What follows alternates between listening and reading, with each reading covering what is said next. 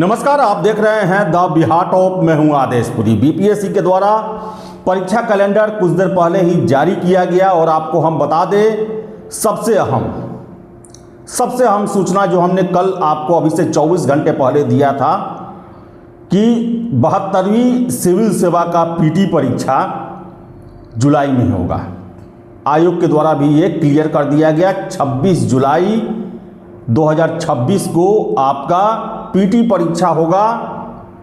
आयोग ने डिसाइड कर लिया है। हालांकि ये कहा जा रहा था कि जुलाई जो है वो बरसात का समय होता है, बाढ़ आता है। चलिए, उस समय का ये सिचुएशन जैसा होगा उस तरह सरकार या आयोग जो है इस पर निर्णय लेगी, लेकिन आपको ये मान के चलना है कि आपका एग्ज़ाम 26 जुलाई को मान के क्या चलना है, आयोग के द्वारा क्लियर कर दिया गया।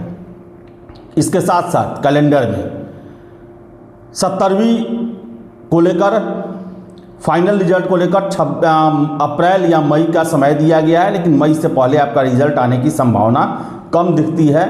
और जैसे इंटरव्यू समाप्त होगा उस समय वस्तु स्थिति पता चल पाएगा कि ये कब रिजल्ट फाइनल आएगा। सबसे महत्वपूर्ण है 33वीं न्यायिक सेवा को लेकर 173 सीट हमने आपको लगभग 2 महीने पहले बताया था। 173 सीटों के लिए जो है सरकार के द्वारा अधियाचना भेजा गया है, लेकिन नोटिफिकेशन बनकर भेजा गया है सरकार के पास और वहां से क्लियरेंस मिलने के बाद आपका नोटिस जारी किया जाएगा। सबसे महत्वपूर्ण है एपीओ 300 सीट है और एग्ज़ाम का डेट 15 जुलाई को प्रस्तावित है। 33वीं न्यायिक सेवा 30 मई को प्रस्तावित है। इसके अलावा बता दें आपको हम कि TRE 4 का कोई चर्चा नहीं है। अब चर्चा नहीं होने का क्या वजह है? वजह यही है कि शिक्षा विभाग के द्वारा कुछ बीपीएससी को इस बहाली से संबंधित कोई सूचना, कोई जानकारी भेजी ही नहीं गई होगी। आयोग को ये जानकारी मिली ही नहीं होगी विभाग से कि हमें ये परीक्षा लेना है। या तो आप अधियाचना भेजें या फिर पत्र के माध्यम से आप बता दें उन्हें कि हम कब तक आपको इस परीक्षा के लिए अधियाचना भेजने वाले हैं, तो इसमें जिक्र होता। लेकिन इसमें TRE 4 का कोई जिक्र नहीं है। और क्या कहा जाए, शिक्षा मंत्री जी के द्वारा ही जो डेट दिया जाता है वो डेट फेल ही करता है हमेशा। तो कोई चर्चा नहीं है TRE 4 को लेकर। इसके साथ साथ आपको बता दें हम कि जो ऑडिटर पंचायती राज का नोटिफिकेशन कुछ दिन पहले निकला था, इसका एग्ज़ाम 5 जुलाई को है। प्रोजेक्ट मैनेजर का एग्ज़ाम जो है वो 30 मई को ही रखा गया है। रिसर्च ऑफिसर रेवेन्यू डिपार्टमेंट 15 जुलाई को एग्ज़ाम है। और बहुत सारे एग्ज़ाम हैं जो कि आयोग के द्वारा लिया जाने वाला है। इसके साथ साथ आपको हम बता दें कि जो कंबाइंड असिस्टेंट इंजीनियर का एग्ज़ाम है 29/2025 1040 सीटों के लिए, इसके रिजल्ट के बारे में कोई सूचना नहीं दी गई है। कुछ जानकारी जो है इसके बारे में नहीं दिया गया है। ये रिजल्ट का जो ब्लॉक है वो खाली छोड़ दिया गया है। इसके अलावा बता दें हम कि 2 नगर विकास विभाग का बहाली है, assistant revenue and account officer और assistant urban welfare and registration officer 285 postponed by department. ये लगभग देखा जाए तो 3-4 एग्जामिनेशन कैलेंडर से स्टेटस यही का यही है। और हमने आपको बताया था कि चूंकि कोई कोर्ट केस है जिसके कारण स्टैंड बाई पर विभाग के द्वारा रख दिया गया है इस बहाली को। तो एग्जामिनेशन कैलेंडर जारी कर दिया गया है बीपीएससी के द्वारा। और सबसे अहम है 72वीं सिविल सेवा। जितने भी कैंडिडेट हैं, रणनीति में बदलाव करना होगा। जो आप 4 दिन करना चाहते थे उसे 3 दिन में ख़त्म करना पड़ेगा, क्योंकि एग्जामिनेशन देखा जाए तो 2 महीने से ज़्यादा समय से पहले हो रहा है। आयोग के द्वारा 30 सितंबर का डेट फिक्स किया गया, लेकिन देखें तो ना 70वीं 30 सितंबर को हुआ, ना 71वीं 30 सितंबर को हुआ, ना 72वीं 30 सितंबर को होने जा रहा। 2 महीने पहले 26 जुलाई को लिया जाएगा। और हम आपको बहुत जल्द अगले वीडियो में सीटों की संख्या एक बार और से बताएंगे 72वीं में कितनी हो रही है। कुछ इम्प्रूवमेंट हुआ है, कुछ संख्या में वृद्धि हुई है, वो आपको हम जानकारी देंगे। और इसके साथ साथ आयोग के द्वारा आज एक और कैंडिडेट को डिबार किया गया है, जिसने एडीओ के डेट में परिवर्तन के बाद काफ़ी गंभीर, आयोग के हिसाब से काफ़ी गंभीर टिप्पणी की गई थी और उसके बाद आयोग के द्वारा स्पष्टीकरण मांगा गया और उसके बाद 3 सालों के लिए डिबार किया गया है। पाइपलाइन में सुनने में आ रहा है कि और लोग भी हैं, लेकिन पैनिक होने की ज़रूरत नहीं है। जिनको भी या जिन पर भी कार्रवाई होने वाला है उससे स्पष्टीकरण आज से 20-25 रोज पहले ही भेज दिया गया है। अब इसमें सवाल उठ रहा है, बहुत सारे लोगों का कहना है कि भाई खामियां तो आयोग में भी बहुत सारा है और छात्र अगर प्रश्न पूछ देते हैं तो फिर उन पर कार्रवाई क्यों, या फिर आयोग का ये रवैया जो है वो तनाशाह वाला है कि हमारे खिलाफ कोई बोलेगा तो उस पर कार्रवाई किया जाएगा और छात्रों को विरोध करने से आयोग रोक रही है, दंडित कर रही है। अब आपको बता दें कि ये कदम जो है आयोग का, इससे मैं भी पूरी तरह से सहमत नहीं हूँ। सीधे सीधे कार्रवाई करना, चेतावनी भी देना चाहिए, चेतावनी देकर भी छोड़ना चाहिए, उसका भी एक बहुत बड़ा मैसेज जाता है। सीधे डिबार कर देना, बहुत सारे छात्र हैं जो कि जब घटनाएं होती हैं, रिजल्ट आता है या कुछ ऐसा सिचुएशन होता है तो आक्रोशवश या कहें उत्तेजना में आकर उलूल जुलूल लिख देते हैं।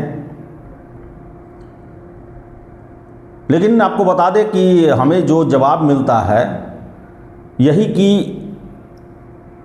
बहुत ही गंभीर आरोप लगा दिए जाते हैं, इतना गंभीर जो कि बर्दाश्त करने योग्य नहीं होता है। और हम पूछते भी हैं कि भाई आपने इतना गंभीर हम पे आरोप लगाया, इसका साक्ष्य दें, कुछ तो वजह होगा कि आपने हम पर इतना गंभीर आरोप लगाया, और साक्ष्य वो देते नहीं हैं। और छात्रों में जो है भ्रम बनता है, विश्वास की कमी आती है और यही वजह है कि हमें कार्रवाई करना पड़ता है, सबक सिखाना पड़ता है कि लोग कुछ भी लिखने बोलने से पहले सोचे, वस्तु स्थिति जाने कि आपसे सबूत की मांग की जा सकती है। पहले इस तरह डिबार बीपीएससी में छात्र नहीं होते थे। अब छात्र नेता दिलीप का ही मैं एक ट्वीट देख रहा था जिसमें लिखा हुआ था कि 70वीं री एग्ज़ाम आंदोलन के समय में इसका मिसयूज किया गया। एक विरोध जो होता है, आंदोलन जो होता है, उसका मिसयूज किया गया और ऐसे ऐसे लोगों को लाया गया जिनके द्वारा भ्रम फैलाया गया, अनर्गल आरोप लगाए गए और मुद्दों से भटका गया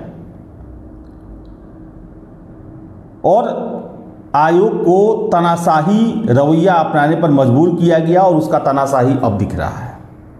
ये छात्र नेता दिलीप के कहने का लबोलुआब यही है कि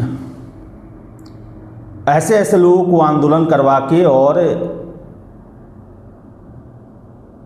आयोग के बारे में ऐसी ऐसी बातें बोली गई कि आयोग पहले जो थोड़ा बहुत लिबरल था, बातों को सुनता था, अब वो चीज़ ख़त्म हो गया है।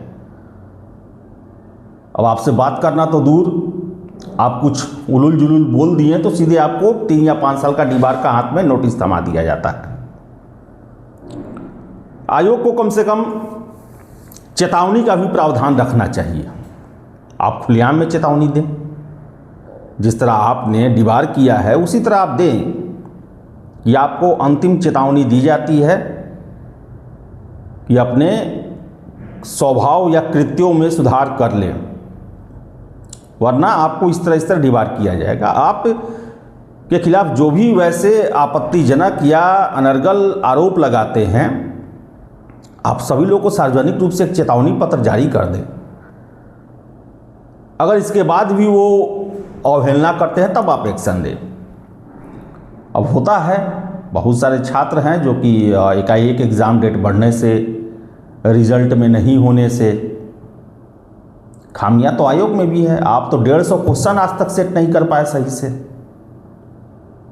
हर एक एग्ज़ाम में वादा भी किए थे कि इस बार 150 का 150 क्वेश्चन सही रहेगा, इसमें भी आपको डिलीट करना पड़ा। तो छात्रों का ये भी कहना है कि भाई आयोग के द्वारा भी कुछ जो है गलतियां की जाती हैं, इसके लिए तो किसी को दंड नहीं मिलता। स्पष्टीकरण दे दिया जाता है अपना। तो ये जो कार्रवाई हो रहा है, बहुत सारे लोगों का कहना है कि छात्र ही हमें बहुत सारे अभी तक फ़ोन करके पूछ रहे हैं कि भाई और लोग में कौन कौन है, हम भी कमेंट कर दिए थे, डरे हुए हैं। तो आपको बता दें कि जिन पर भी कार्रवाई हुआ है या हो सकता है आगे, उनसे स्पष्टीकरण जरूर मांगा जाता है। एकाएक से ये नहीं है कि बस कमेंट दिखा गया, आपके नाम चिट्ठी भेज दिया गया। और लगभग 1 महीना का इस प्रोसेस में समय लगता है। ऐसा नहीं है कि आज ही आपका कमेंट हुआ और आज ये नोटिस निकल गया। आपसे भी स्पष्टीकरण मांगा जाता है कि आपने आरोप क्यों लगाए। तो ख्याल रखें, मर्यादा का पालन करें, विरोध करें, आप मर्यादा का पालन करें, शब्दों का चयन सही करें और अनर्गल आरोप न लगाएं। इसका पालन करें, क्योंकि दीवार होने पर फिर आप एक तरह से दागदार हो जाते हैं। कोर्ट का चक्कर, प्रॉब्लम ही प्रॉब्लम। तो चलिए, आपका एग्जामिनेशन कैलेंडर जारी कर दिया गया और इसके हिसाब से अपनी रणनीति बनाएं। फिलहाल इस वीडियो में इतना ही। वीडियो पसंद आया लाइक शेयर करें। हमारे चैनल द बिहार टॉप को सब्सक्राइब जरूर कर लें। धन्यवाद।